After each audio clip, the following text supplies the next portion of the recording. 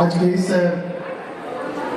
Event में मुझे बुलाने के लिए कृपालु बालिका इंटर कॉलेज को बहुत बहुत धन्यवाद। मैनेजमेंट से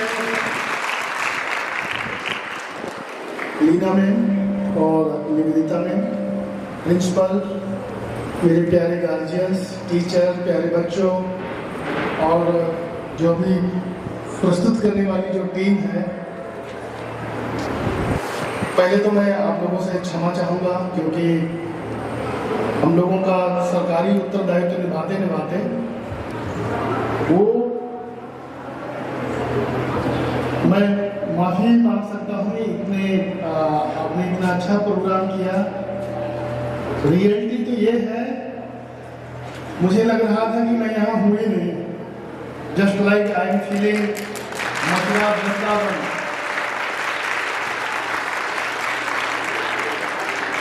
इस तालियों से मुझे लग रहा है कि आप लोगों ने मुझे क्षमा किया है, क्योंकि राजकीय उत्तरदायित्वों के निर्वहन के कारण देर हुई। तो 25, 26, 27 एग्जाम्स हैं।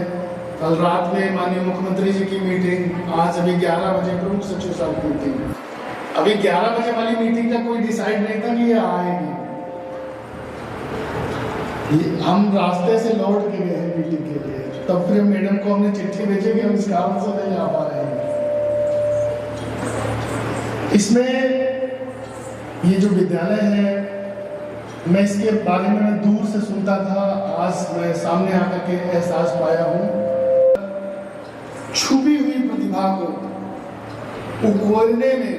उकेरने में उसको खोद करके बाहर लाने का जो काम इस मैनेजमेंट ने किया है और यहाँ के टीचरों ने किया है, और जो हमारे प्यारे गार्जियंस जो बैठे हुए हैं, जिन्होंने अपनी बच्चियों को यहाँ पर भेजा ऐसे संस्थानों में, मैं आशा नहीं उम्मीद करता हूँ कि ये विद्यालय अभी तक जनपद लेवल में इनका कार्यक्रम पहुंचा क्यों नहीं।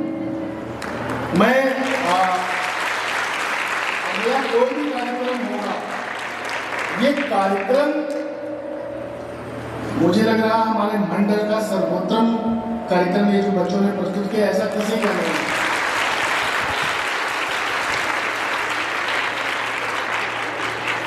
इन बच्चों में जो कम से कम 20-25 बच्चों का ग्रुप है, जो भी कोरियोग्राफी सिखाए गए, किसी में कोई भी कमी नहीं थी।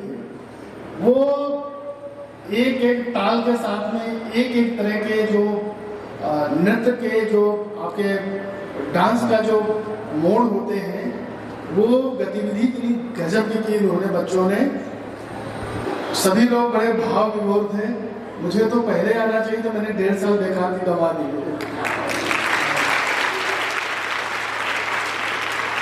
क्योंकि प्रिंसिपल मैम ने कहा कि नहीं सर, हम चाहते हैं कि आप हमारे यहाँ, मैनेजमेंट भी चाहता है कि आए आप।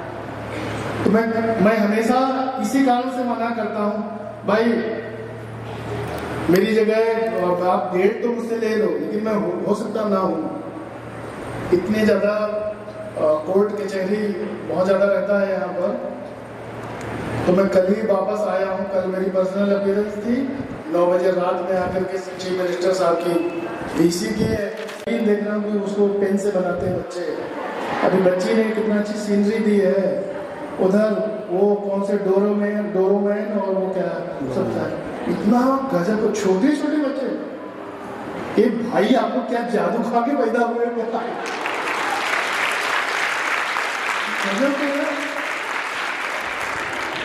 मतलब क्लास 6 के बच्चे इतना गजब बना रहे हैं कि पूरा एकदम जो है, मतलब गूगल से डाउनलोड होके आ गए भाई। अच्छा, इतना गजब आर्ट है।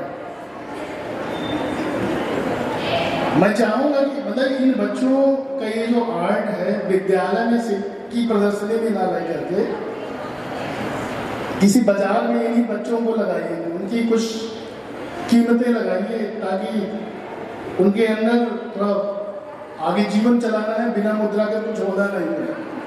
ये बच्चे जब पेंटिंग और इनकी तारीफ जब होगी तो मुझे लग रहा है थोड़ा और अच्छा रहेगा। ना बिके दिखाइए तो उन बच्चों ने, जिन बच्चों ने बनाया होगा, उनके अंदर एक कौतूहल जगेगा, एक ऊर्जा उत्पन्न होगी आगे फ्यूचर बनाने के लिए कि मुझे यही बनाना है। भले ही टीचर के जोर से बनाए हों, लेकिन जो बच्चे बनाए हैं वास्तव में उन्होंने अपनी आत्मा उकेर के रख दिया है। इतनी अच्छी पेंटिंग्स बनाई है, महाराज जी की बनी हुई है, एकदम पोर्ट्रेट समझ रहे हैं, कई लोग नहीं समझ रहे होंगे। पोर्ट्रेट का मतलब होता है मेरा चेहरा है वैसे ही बना देना, तो फोटो कॉपी, उसको पोर्ट्रेट बोलते हैं। एक होती है फाइन आर्ट, जिसको कोई समझ ना सके उसी को फाइन आर्ट बोलते हैं। मैं बॉम्बे जाने वाला था कि मैं बॉम्बे, मेरा एडमिशन नहीं हुआ, तो कभी मैं भी हो सकता, मेरा बहुत शौक था। अब मैं रिटायर, ये काम मैं रिटायरमेंट के बाद के लिए सोचा हूँ। तो मैं बहुत बहुत धन्यवाद कहूँगा सभी को। और मेरी भूल है कि मैंने अपने 1.5 साल मैंने गलत जगह करवा दी है, मुझे आना चाहिए हर जगह। अच्छा लगा, गार्जियंस ने इतने पेशेंस के साथ आप लोगों ने धैर्य रखा। प्यारी बच्चियाँ, आप लोगों के अंदर जज्बा होना चाहिए आगे बढ़ने का, होगा कि नहीं होगा? फिट एंड फाइट, आप लोग खूब खेलो, खूब पढ़ो। हम लोग जो हाई स्कूल, इंटर, बीए जो परंपरागत पढ़ाई होती है ना, जो पठन पाठन है परंपरागत, उससे हम शायद अपनी लाइफ इतनी अच्छी ना बना पाए।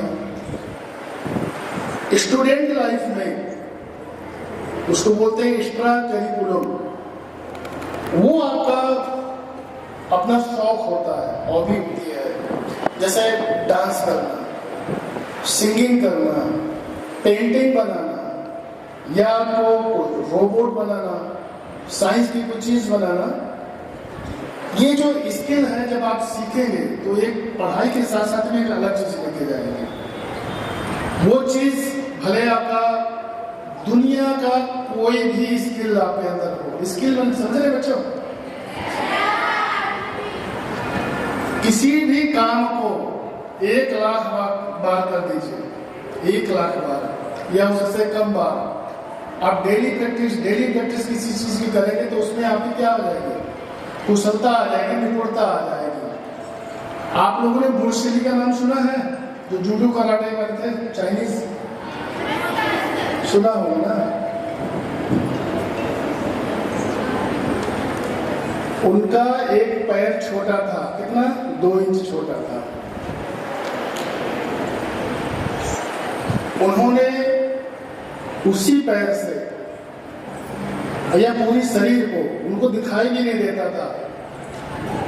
डॉक्टर ने कहा ये बच्चा सबसे बेकार बच्चा है और ये अपने जीवन में कुछ नहीं कर पाएगा। उसी बच्चे ने अपनी कमजोरी को अपना हथियार बनाया। वो वाला हथियार नहीं कि चाकू दिखा के लूट लो, ठीक है, वो नहीं। उन्होंने अपनी कमजोरी को ऐसा हथियार बनाया, उसको इतनी प्रैक्टिस की, बिजली का बटन दबाते थे, लाइट नहीं चल पाती थी, वो बिस्तर पे लेट जाते थे, इसके बाद बल्ब चलता था। ये फुर्ती थी। कुंफू कराटे इतना उनका जोरदार था। ये जो बिजली पंखा चल रहा है ना, ऊपर देखो पंखा चल रहा है ना, लोगों को किसने बनाया? बल्ब की खोज किसने की? एडिसन ने किया। उसको स्कूल के टीचर ने एक चिट्ठी लिखा और बच्चे को दे दिया, एडिसन को, और बोले अब चले जाओ घर। उसकी माँ ने चिट्ठी पढ़ा, उस चिट्ठी में लिखा था कि आपका बच्चा इतना ज्यादा कमजोर है और ये बच्चा मेरे स्कूल में पढ़ने लायक नहीं, इसकी तो बुद्धि ही नहीं है। ठीक है, आगे बढ़े। उसकी माँ ने वो चिट्ठी पढ़ा और चिट्ठी पढ़ने के बाद में रोई। इसके बाद अपने बेटे को गले लगाया, छोटा बच्चा। उसने कहा माँ इस चिट्ठी में लिखा क्या है? उस माँ की देन है। उसने कहा कि बेटा आपके टीचर ने कहा है कि ये बच्चा मेरे स्कूल के लिए बना ही नहीं, आप तो बहुत बड़े विद्वान बच्चे हो।